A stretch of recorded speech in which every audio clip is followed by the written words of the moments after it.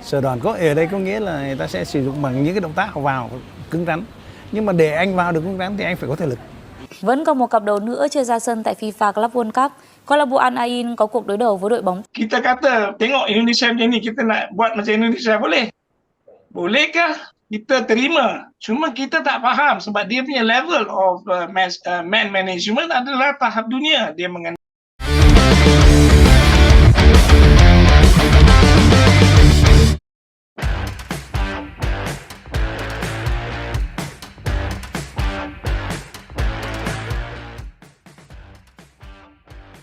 Ketika Indonesia dianggap sukses dengan strategi naturalisasi, Vietnam mencoba ikut tapi hasilnya berujung amanah dan kekecewaan.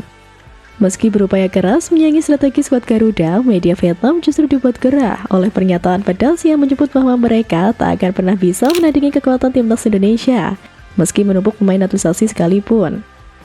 Kemarahan media Vietnam, khususnya Soha.vn, mencuat usai pernyataan mengejutkan dari Raja Isa, pelatih asal Malaysia yang pernah membela klub PSM Makassar.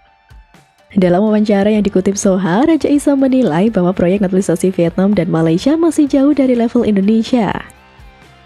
Pelatih asal Malaysia itu meyakini kedua tim Vietnam dan Malaysia tak akan mampu menjadi ancaman serius bagi Indonesia meski menambah banyak bintang naturalisasi, tulis Soha. Menurut Raja Isa, Indonesia sudah terlalu unggul, baik dari segi struktur, kualitas pemain keturunan, hingga pengalaman dalam proses naturalisasi. Pakar, meski tim Vietnam dinaturalisasi tetap sulit mengejar ketertinggalan dari timnas Indonesia, tulis Soha mengutip pernyataan Raja Isa. Pernyataan tersebut langsung menyulut emosi media Vietnam yang merasa perjuangan mereka dalam merombak regulasi kewarganegaraan kini seperti diremehkan. Sebagai informasi, Vietnam baru saja melakukan perubahan besar dalam undang-undang kewarganegaraan mereka demi mempercepat proses naturalisasi pemain. Tujuannya jelas, yakni untuk memperkuat timnas mereka di level Asia Tenggara dan bahkan Asia.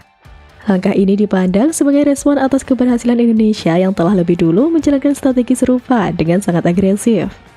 Tak pelak, media Vietnam merasa kesal. Banyak yang menilai bahwa meskipun Vietnam sudah bersusah payah memperbarui hukum dan mempercepat proses, tetap saja mereka dipandang sebelah mata oleh para pengamat sepak bola regional.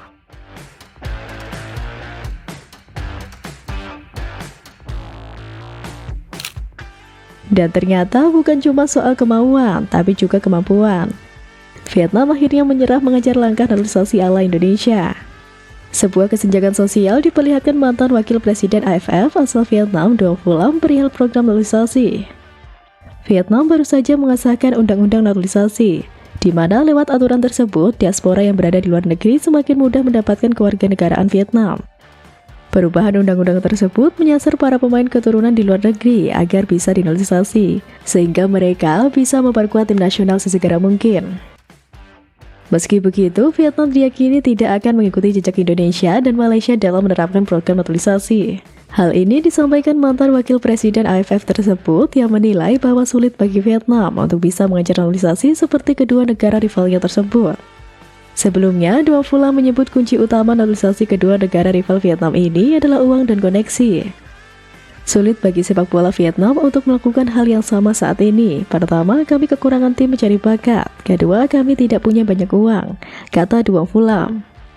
Vietnam tidak mungkin menghabiskan banyak uang hanya demi mengejar naturalisasi pemain. Jika kita mengejar naturalisasi seperti Indonesia dan Malaysia, selain berisiko menimbulkan kerugian besar dalam jangka panjang, juga menimbulkan konsekuensi finansial yang tidak terduga, Doan menambahkan. Hal itu membuat Doan Phu Lam resah. Ia tak ingin negara asalnya itu meniru kedua negara rivalnya di Asia Tenggara. Mengingat hal yang sama pernah terjadi di Cina, dan saat ini sepak bola negeri tirai bambu merasakan dampak buruknya. Begitu uang dikucurkan untuk naturalisasi, harus mereka keluarkan terus-menerus tanpa henti. Semakin banyak, boros dan tidak jelas tujuannya, paparnya. Doan khawatir jika negeri naga biru terus mengejar naturalisasi besar-besaran akan mengakibatkan mereka mengikuti jejak sepak bola Cina. Tak berhenti sampai di situ, kritik dari Doan Phu Lam ternyata juga merembet ke arah lain. Setelah menyatakan Vietnam tak akan mengikuti jejak Indonesia dalam program naturalisasi karena alasan biaya dan risiko jangka panjang, ex-wapres AFF asal Vietnam itu justru menyindir kualitas pemain lokal timnas Indonesia. Dia menyoroti skuad Garuda yang lolos ke putaran keempat kualifikasi Piala Dunia 2026. Bagi Doan, hal itu mustahil terjadi jika bukan karena pemain naturalisasi. Timnas Indonesia yang beranggotakan pemain naturalisasi kelahiran Belanda lolos ke putaran 4 kualifikasi Piala Dunia 2026. Sebuah prestasi yang tentu tidak mungkin diraih tanpa pemain-pemain naturalisasi, kata Duang Fulam. Pernyataan itu seperti ejekan yang menyakitkan bagi pemain lokal Timnas Indonesia. Mantan orang nomor 2 di Federasi AFF itu mengkhawatirkan nasib pemain lokal di era gempuran pemain naturalisasi.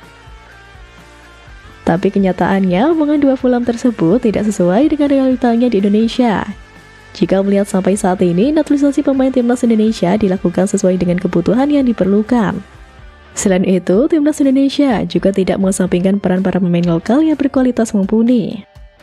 Katanya naturalisasi matiin pemain, tapi Vietnam sendiri bahkan belum sukses naturalisasi pemain. Daripada sibuk nyindir, mending bercermin dulu, jangan sampai mental kalah dibungkus kritik.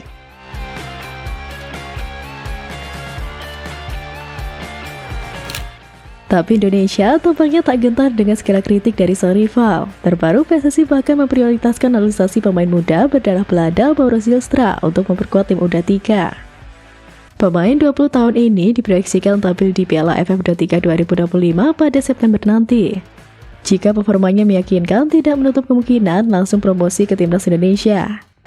Mauro kita persiapkan memang untuk kejuaraan U23 nanti di bulan September, tapi tidak menutup kemungkinan sebagai pelapis untuk Ole Rooney di posisi striker, kata Erik di Jakarta pada Jumat lalu. Menurut Erik, proses naturalisasi Zylstra saat ini sudah di Kemenpora. Dari Kemenpora akan diajukan ke Kementerian Hukum untuk kemudian diajukan ke Presiden. Dari Presiden lantas dibahas di DPR, dan jika tak ada kendala selanjutnya akan diterbitkan surat oleh pemerintah agar bisa dilakukan pengambilan sumpah menjadi WNI. Karena itu kita harapkan Mauro kita lihat di usia muda dulu. Kalau memang dia ternyata bisa beradaptasi, ya bukan tidak mungkin dia bisa juga naik ke tingkat seniornya, kata Erik. Selain itu, Erick Thohir juga menyebut ada 3 calon pemain naturalisasi yang berasal dari kategori putri. Mereka diantaranya adalah Isabel Koop, Pauline van de Poel, dan Isabel Notet. Mereka sebelumnya telah menjalani pemusatan latihan Timnas Indonesia Putri menjelang babak kualifikasi Piala Asia Wanita 2026 di Jakarta pada awal Juni. Selain Timnas Indonesia Senior dan Putri, calon pemain naturalisasi juga dimiliki oleh Timnas kategori U17. Nama para calon pemain naturalisasi Timnas Indonesia U17 diketahui melalui daftar pemanggilan pelatih Nova Arianto untuk TC persiapan Piala Dunia U17 2025.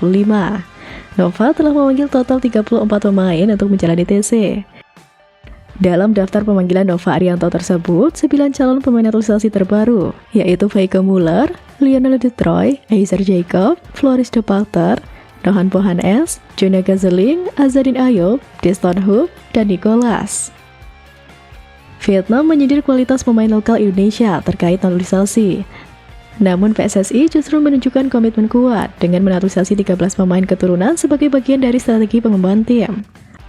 Naturalisasi dijalankan selektif serta memberi ruang bagi pemain lokal dan menjadi salah satu kunci prestasi Timnas Indonesia saat ini. Naturalisasi bukan sekedar tren, ini strategi. Tapi strategi tanpa komitmen cuma jadi wacana.